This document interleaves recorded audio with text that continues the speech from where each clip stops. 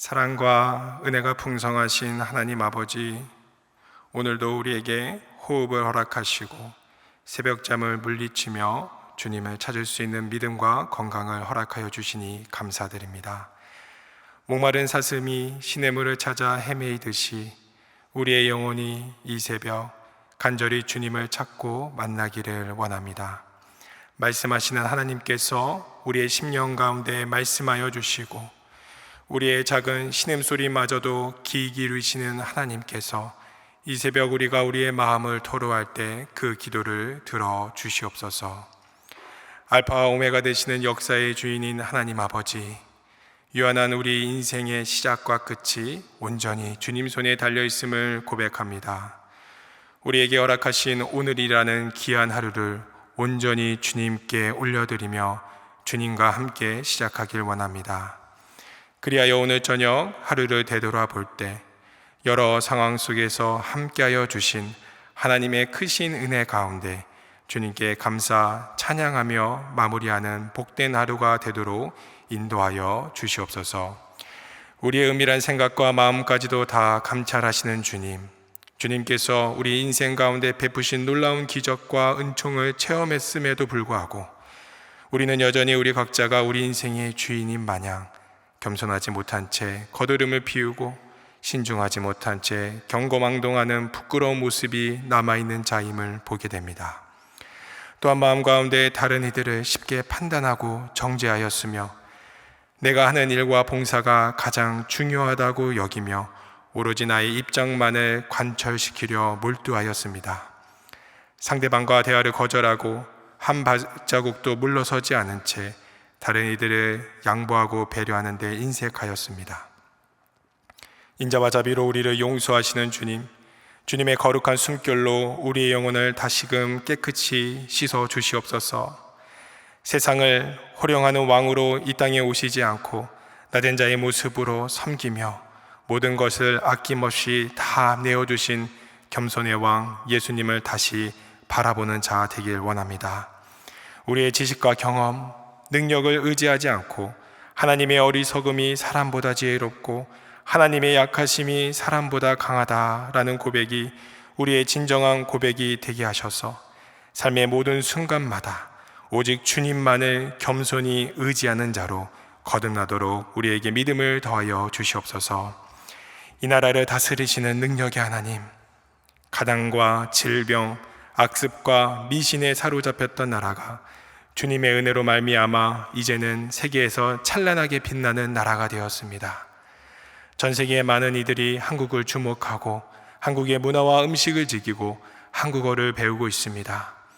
주님의 도우심으로 최빈국에서 선진국 대열에 오른 이 나라, 이 모든 것이 주님께서 이 나라를 지켜주시고 큰 복을 허락하셨기 때문입니다. 하오나 주님, 이 나라의 민족이 주님의 말씀, 성경적 가르침에서 벗어나 그릇된 세상의 인연과 풍조에 흔들리는 나라가 되는 것은 아닌지 우려가 될 때도 있습니다. 나라의 위정자와 각계각층의 지도자들에게 선한 양심과 분별력, 무엇보다도 하나님을 두려워하는 경건한 믿음을 더하여 주시옵소서.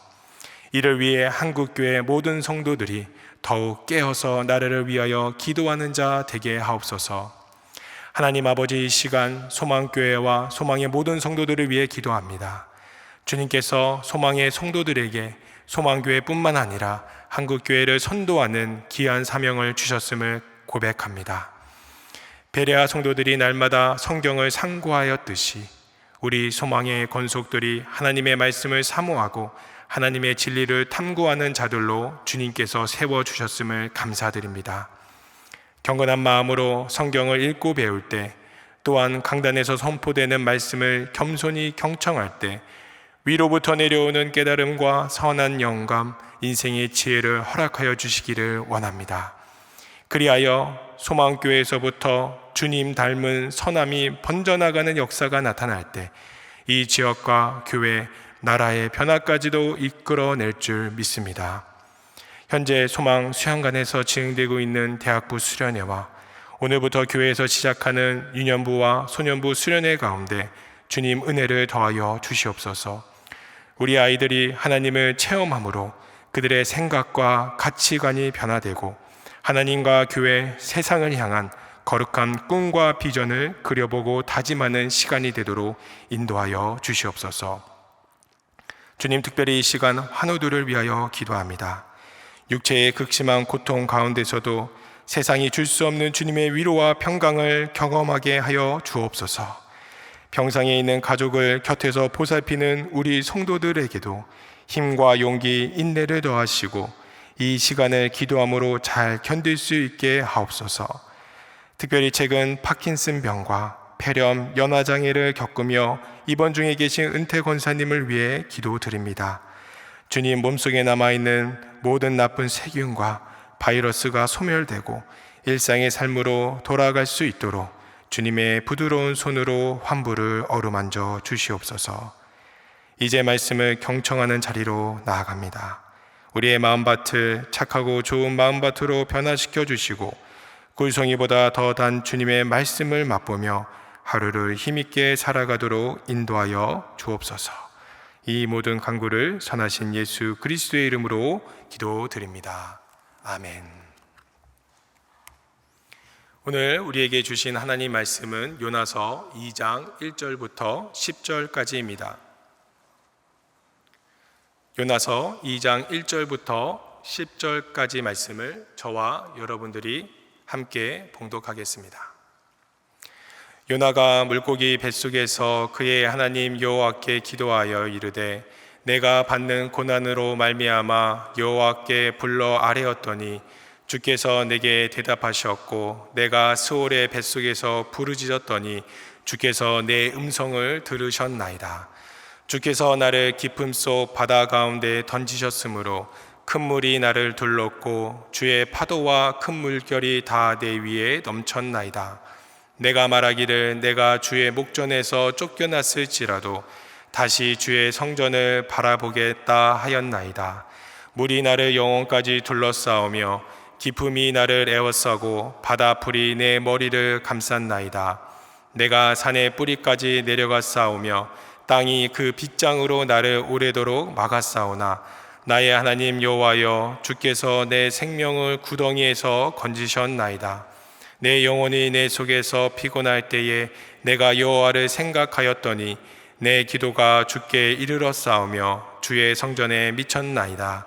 거짓되고 헛된 것을 숭상하는 모든 자는 자기에게 베푸신 은혜를 버렸사오나 나는 감사하는 목소리로 주께 제사를 드리며 나의 서원을 주께 갚겠나이다. 구원은 여호와께 속하였나이다 하니라. 여호와께서 그 물고기에게 말씀하시매 요나를 육지에 토하니라. 아멘.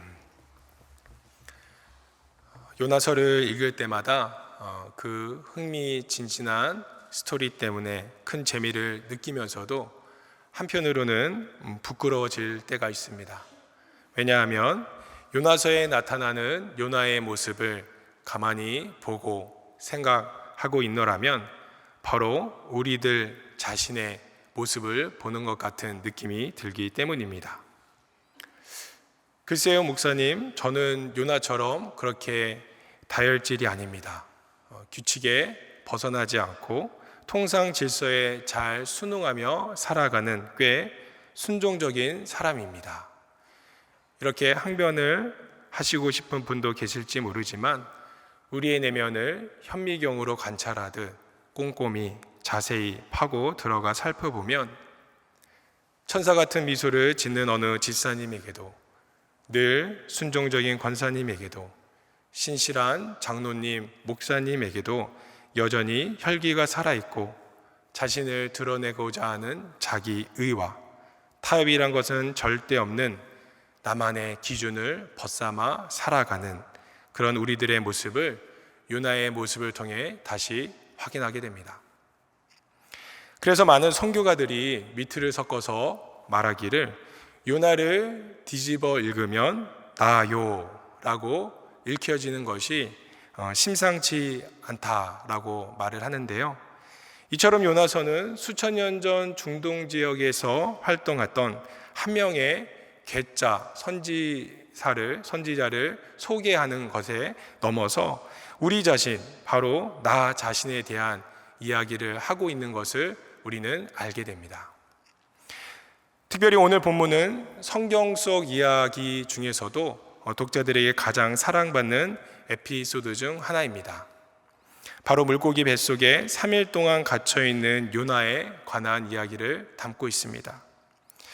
요나의 이 기적적인 생활은 예수님께서도 신약 성경 마태복음에서 2번이나 직접 언급하십니다. 마태복음 12장을 보면 예수님은 자신을 시험하기 위한 목적을 가지고 자신에게 접근하였던 서기관과 바리새인들에게 이렇게 말씀하십니다. 악하고 음란한 세대가 표적을 구하나 선지자 요나의 표적밖에는 보일 표적이 없느니라. 요나가 밤낮 사흘 동안 큰 물고기 뱃속에 있었던 것 같이 인자도 밤낮 사흘 동안 땅속에 있으리라.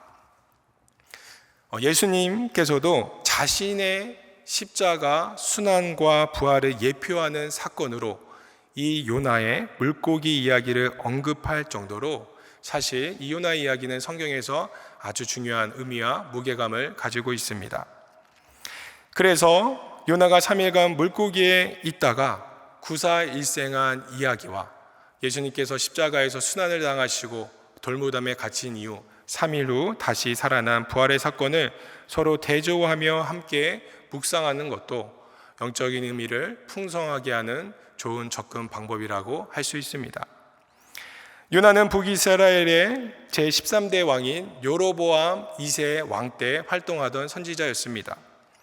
구약 성경에 포함되어 있는 수많은 선지서들, 그 선지서들이 하나님의 말씀과 뜻을 대언하였던 이 선지자들의 외침, 그들의 메시지를 주된 내용으로 삼고 있다면 이 요나서는 다른 선지서들과 뚜렷한 차별점을 가지고 있습니다. 왜냐하면 요나서는 선지자 요나가 외치는 하나님의 말씀, 메시지에 주목하기보다는 이 요나라는 인물이 어떤 사람인지, 그리고 그에게 어떤 일이 일어났고 어떤 사건이 펼쳐졌는지에 더 주목하기 때문입니다. 즉 선지자의 가르침보다 선지자의 삶과 실수를 통해 하나님께서는 이를 매개체 삼아 우리에게 말씀하고 있다라는 것이죠. 그렇다면 선지자 요나는 어떤 실수를 하였던 것이었을까요? 결론부터 말하자면 그가 저지른 가장 큰 실수는 폐쇄적인 선민사상, 배타적인 민족주의에 사로잡혀 그로 인해 온 열방, 온 민족, 세계 만민을 향한 하나님의 사랑과 구원 계획을 바라보지 못한 것입니다. 비뚤어진 편협한 자민족 우선주의, 우월주의가 하나님의 명령까지도 거스르는, 불순종하는 그런 실수를 저지르게 되었다라는 것이죠. 한국 기독교의 역사를 보면 20세기 초 원산과 평양에서 시작한 이 1907년 대부운동이 전국적으로 큰 영향을 미치게 됩니다. 또한 인류사에 있어서 비폭력 저항운동으로 모범이 되는 1919년 3.1운동, 이 평양 대부운동과 3.1운동을 거친 이후 한국교회는 예상치 못한 침체와 위기를 1920년대에 맞이하게 됩니다. 기대가 클수록 그에 따른 아쉬움도 커지고 일을 열심히 하고 크게 벌릴수록 그에 비례하여서 불평과 비난과 방해가 덩달아 커지는 것처럼 이처럼 커다란 부흥운동 이후 1920년대 한국교회는 기독교 사회주의, 더 나아가 무신론적 공산주의 사상으로 전향한 그리스도인들, 이제는 교회를 떠나 도리어 교회를 공격하는 자들이 급격히 증가하게 된 것입니다. 그 당시 대다수 한국교회 성도들이 그렇듯이 이들도 처음에는 하나님을 사랑하고 민족을 사랑하여 나라의 독립을 간절히 염원하는, 그렇게 균형이 잘 잡힌 그리스도인들이었습니다. 그런데 이들에게 어느새 민족주의, 내셔널리즘이 보편적인 기독교 신앙보다 훨씬 더 중요한 것이 되어버리고 맙니다.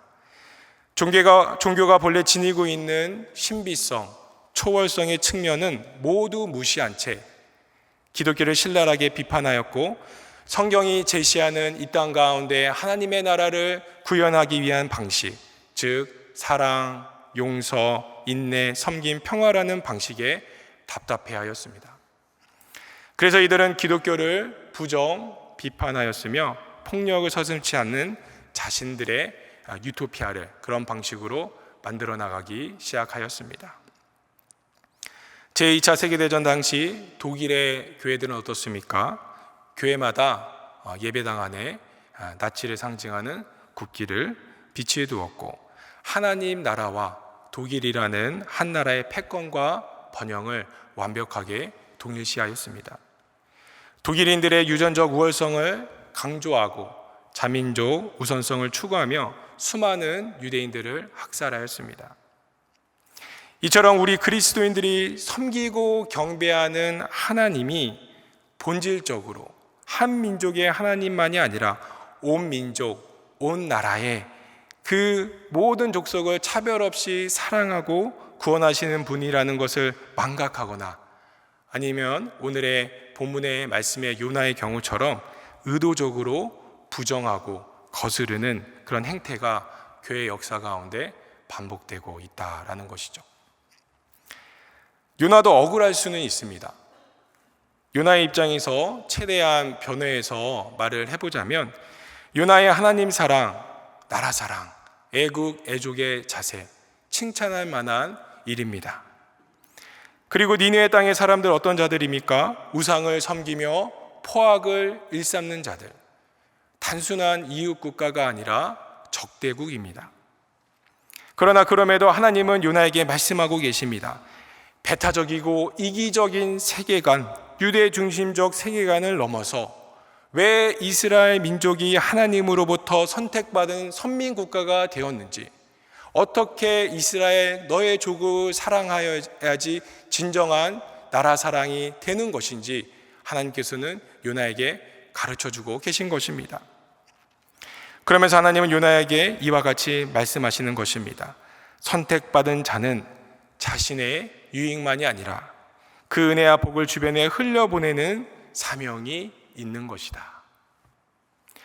이스라엘 너희들만 구원받고 기뻐하고 감격하며 끝나는 것이 아니라 온 열방을 향한 하나님의 나의 구원 사역을 완수하라는 의무가, 그 의무가 동시에 너희들에게 있는 것이다. 이것을 잊지 말라라고 하나님께서 말씀하시는 것입니다.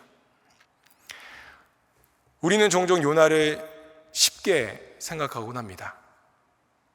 그러나 요나는 신앙이 아주 좋은 사람이었습니다. 선지자로 쓰임받아 성경에 기록될 정도면 우리가 감히 평가 내리기 힘든 흠잡을 것이 별로 없는 하나님의 귀한 일꾼이었을 것입니다. 요나서에 기록된 대로 요나는 일관되게 하나님의 계획, 하나님의 의도, 하나님의 마음을 아주 잘 알고 있는 사람이었습니다. 즉 요나는 지금 하나님이 무엇을 원하는지 몰라서, 그것을 잘 몰라서 불순종하는 것이 아니라 오히려 너무 하나님을 잘 알아서 불순종하고 있는 것입니다. 이런 측면에서 요나와 같은 신앙적 열심이 있는 자들에게 거침없이 찾아오는 커다란 영적 장애물이 있음을 우리는 깨닫게 됩니다. 그것은 기독교 전통에서도 7대 대제약이라고 불리는 여러 제약들 중에서도 가장 먼저 언급되고 있는 교만이라는 제약입니다.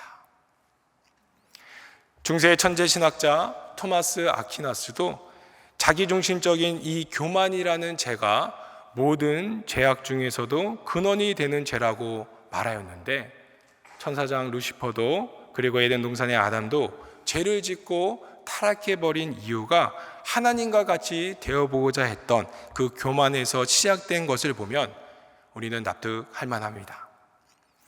요나의 상황에서 이 교만을 말해보자면, 요나의 교만은 자기와 자기 민족을 너무 과하게 사랑한 나머지 그것이 지나쳐 자기와 자기 편을 향한 사랑이 어느새 하나님을 향한 사랑보다 훨씬 커져버린 상태다라고 우리는 정의 내릴 수 있습니다.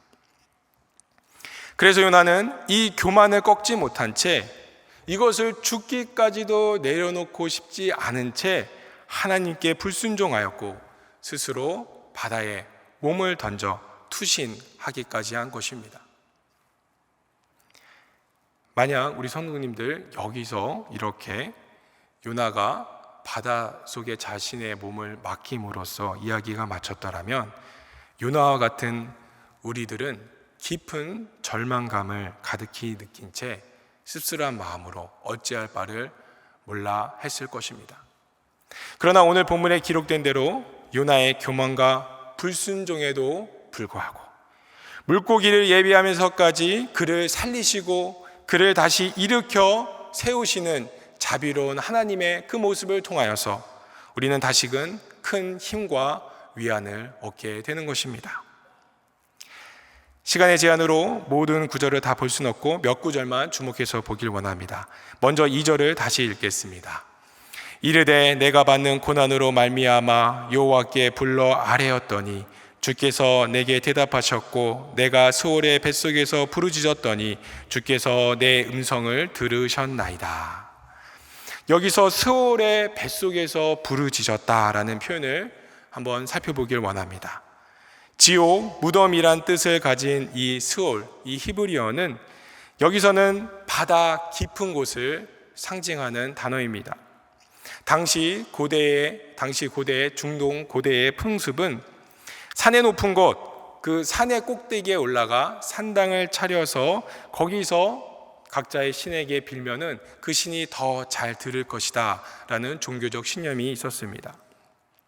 그래서 사람들은 산당을 차려서 그렇게 기도를 하곤 했는데 이 요나는 그와 정반대인 바다, 그 바다에서도 아주 깊숙한 곳에서 기도를 하고 있는 상황인 것입니다. 6절에서도 이와 비슷하게 요나는 내가 산의 뿌리까지 내려갔다.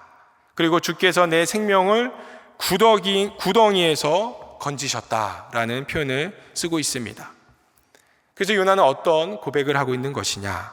산속 높은 제단이 아닌 스올의 뱃속과 같은, 즉 최악의 장소와 상황에서도 나의 기도를 은밀히 세밀하게 들으시고 구원을 베푸시는 분이 바로 하나님이다 라는 고백을 하고 있는 것이죠. 계속해서 9절을 다시 읽어보겠습니다. 나는 감사하는 목소리로 주께 제사를 드리며 나의 서원을 주께 갚겠나이다. 구원은 여호와께 속하였나이다.